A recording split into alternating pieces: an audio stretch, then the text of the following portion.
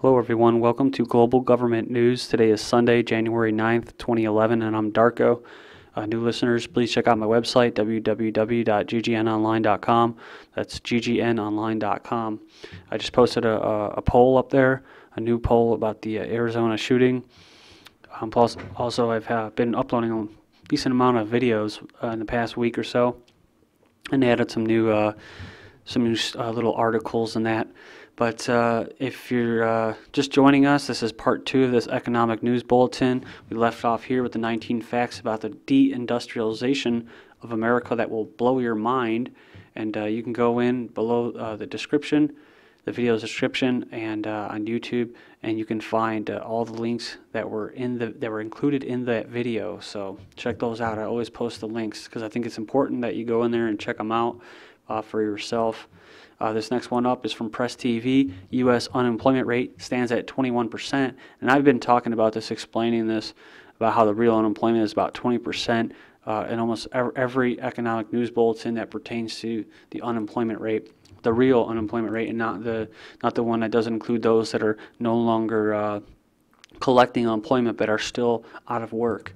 While the recent drop in the official unemployment rate is attributed to the fact that Americans have given up looking for jobs, a former Senate candidate says the actual jobless rate stands at 21%. Quote, when you look at the overall joblessness picture and the fact that the true unemployment rate in the United States, as Paul Craig Roberts has pointed out, and actually somewhere around 21%, not the 9% that has been advertised. I like that, advertised, talking about the recovery, right?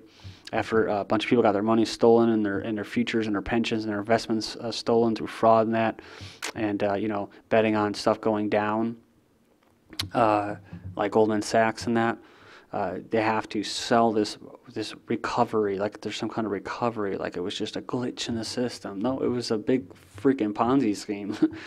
So they do have to advertise it. It is like public relations, because right now the plebs are, they're paying higher prices for food and that, and other places around the world, they're riding over it. And it says former U.S. Senate candidate Mark Dankoff told Press TV, said as the aftermath of the Great Recession and the vaulting debt crisis continue to wreak havoc on the U.S. economy, Dankoff argued that the less job opportunities that came along with the 13 million more immigrants that have come to this country to live created a lot of tensions in the entirety of the situation. Federal Reserve Chairman Ben Bernanke said on Friday, quote, it could take 4 or 5 more years for the job market to normalize fully.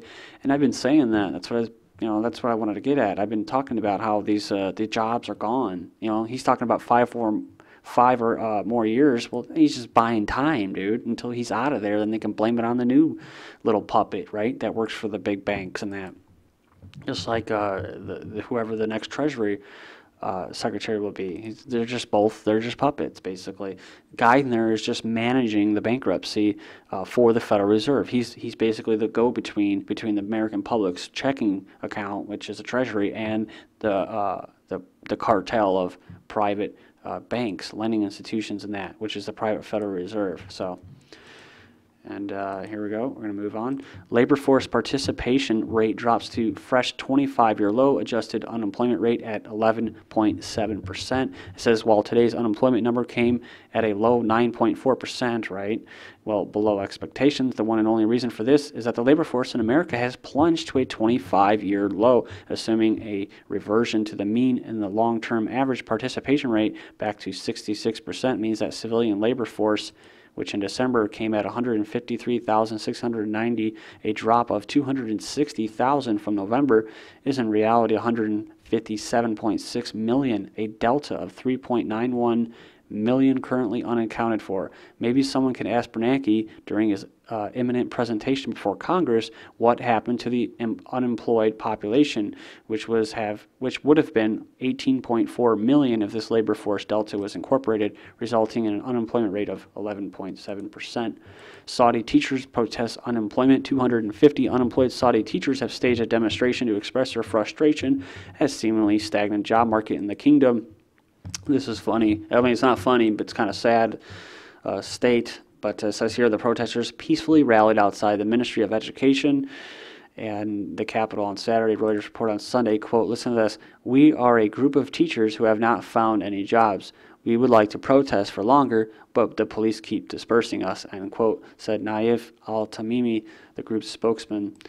And Thai red shirts stage massive protests. And I just want to point this out too. You know, you're always told that you live in a democracy, and you know all these other countries that have had quote democracy forced on them, right? Through the U.S. and the U.K.'s sheer will have forced democracy on them, right? And of course, they've done it through a lot of public relations, a lot of propaganda, and a lot of coercion, right? Buying out the higher ups and buying out certain people to sell out the majority of the population so that they think that, you know, it's a great thing. Now, I promote a stateless society, so if you ask, well, what are you promoting? Communism? No, I'm not promoting communism, socialism, democratic republic, nothing. So, but, you know, it's like the whole thing is that people act like they're free and they act like they're in a democracy or like I said, democratic republic, and then they try to go out and vote, and what happened? Or try to go out and vote. Well, they go out and vote and they just get the same person that represents Wall Street or big banks, international banks. That's about it. But they go out and protest, and what happens?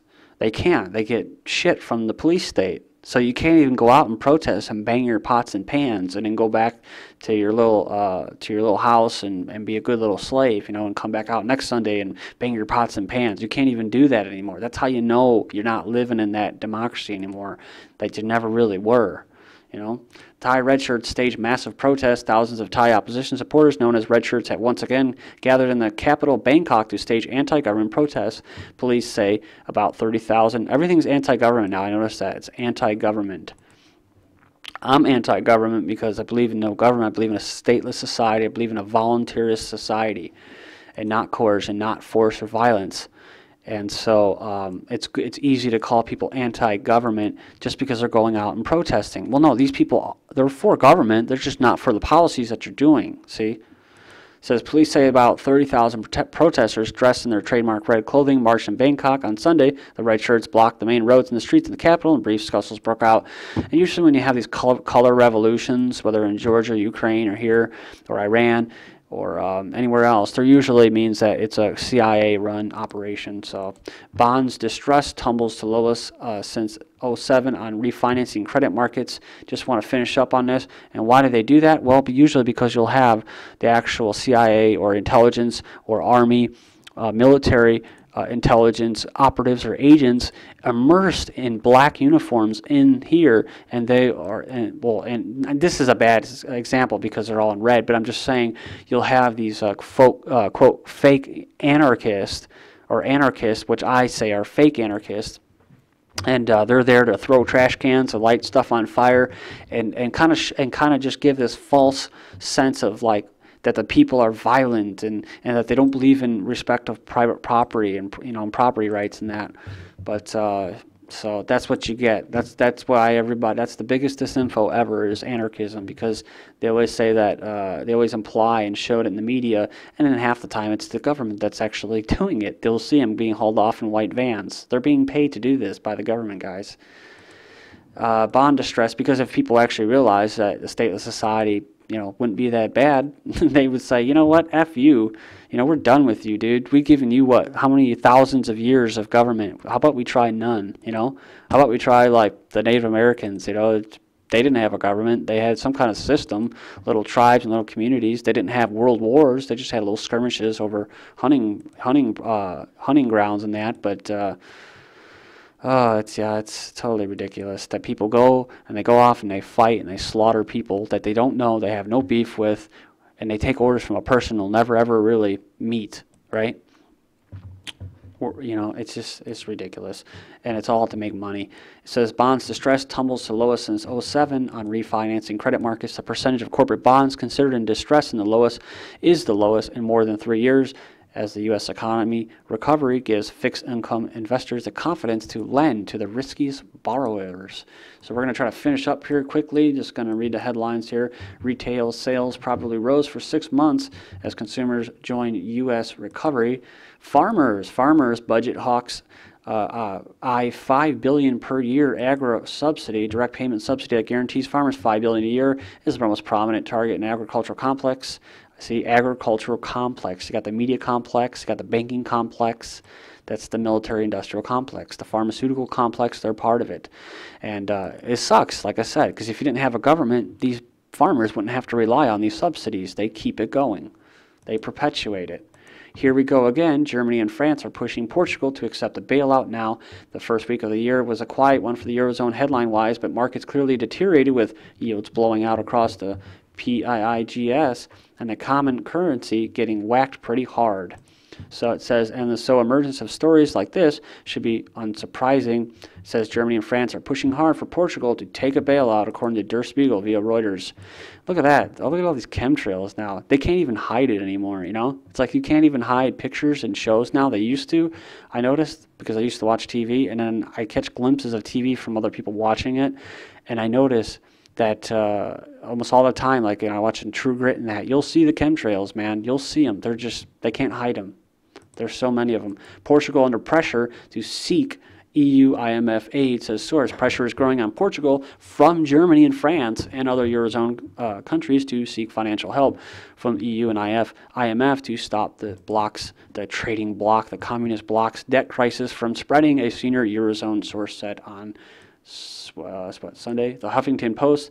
EU wants bondholders to share bank bailout costs. The EU is moving ahead with plans to shield taxpayers from having to bail out big banks in the future, but there are substantial obstacles to making bondholders share losses. You can go in there and check that out. Analysis. New loans would help GM on fuel efficiency. This just really gets me going. I don't have the time to go into my whole theory about you know, how these basically we're fascists, we're corporatists. So we're talking about, you get, you know, a duopoly. You have duopolies. You have GM, you have Ford, you have Pepsi, you have Coke. You know, you have Microsoft, you have Apple. That's a duopoly. That's how you know you're not really, and half of them are CIA front companies. So it's just, you're not in a free market by no means, not even close. And this is why these companies, you know, you're living in a fascist corporate economy, because these companies are still going. They're still going. They should have gone under a long time ago. And the thing is that they should be paying their own money from their own profits that they make and investing it so that they can put it in R&D, research and development, and produce some dang cars that are more fuel efficient, right? And they can do that, but they don't want to do that, because why would you want to do that when you can pocket the profits and then go to the government, i.e. go to the consumers who are also taxpayers, and then have your consumers who are buying your cars flip the bill, right, and pay more. So there's a hidden cost. You're paying in tax dollars so that this private company can do something that it should be doing on its own, which is to produce more fuel-efficient cars. But that's what it's all about. And the other part of that theory is that these car companies, they want to do it in such a way to where they're just offsetting all the cost of going, quote, green, right? Because if they do it in a free market, they would go under. Zeke Emanuel leaves the White House. Zeke Emanuel, a health advisor in the Office of Budget Management, left his White House post this week, a senior administration told Politico. Obama picks Wall Street Insider as White House Chief of Staff. Obama picks William Daley for the post of White House Chief of Staff is a clear signal to corporate America that his administration will dedicate the next 2 years to accommodating the wishes of big businesses for reduced regulations and taxes for corporations and austerity measures for the working class. Wow. John Boehner can't think of a single government program he would cut. He goes, the exact quote, name a program right now that we could do without. I don't think I have one off the top of my head. Well, how about this? The Federal Reserve System. How about the health care bill? How about the income tax? How about the Patriot Act? New York owes $200 billion in retiree health costs, but there's no money. Analysis says Facebook ignites bubble 2.0 chatter. Feds may keep easing at full throttle until decline in. Federal Reserve officials signal they'll probably push ahead with unprecedented stimulus until the recovery strengthens and many of the 15 million unemployed Americans find work. So you can't spend yourself out of recession. You just give the individuals their money, let them keep it so that they can spend money, they can live, they're better off, and then that money goes back into these corporations' pockets. Blue Shield of California seeks rate hikes of as much as 59% for individuals. And then construction slows down, eases in December, says Jerry Brown unveils his brutal plan to save California. to cut almost anything and everything. Fed Governor Janet Yellen says quantitative easing will create 3 million jobs. This is GGN, and I'm Darko. Thank you.